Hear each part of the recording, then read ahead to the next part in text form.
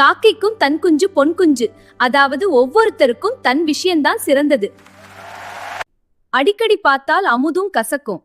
அதாவது அதிகம் கிடைத்தால் மதிப்பு குறையும். இடர் வந்தால் தான் நண்பன் தெரியும். அதாவது கஷ்டத்தில் தான் உண்மையானவர் தெரியும். நாய் வால் நேராகாது. அதாவது பழக்கம் எளிதில் மாறாது. பழகினால் புலியும் பசு. அதாவது பழக்கம் வந்தால் பயம் குறையும். குரங்கு கையில் பூமாலை. அதாவது தகுதியில்லாதவனிடம் நல்லது வீணாகும். காற்றுக்கு ஏற்றாறு போல் நட.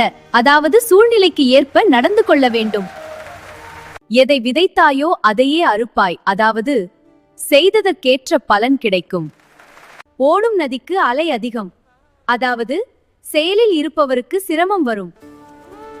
ஒரே கல்லில் இரண்டு மாங்காய். அதாவது ஒரு செயலில் இரண்டு பயன்.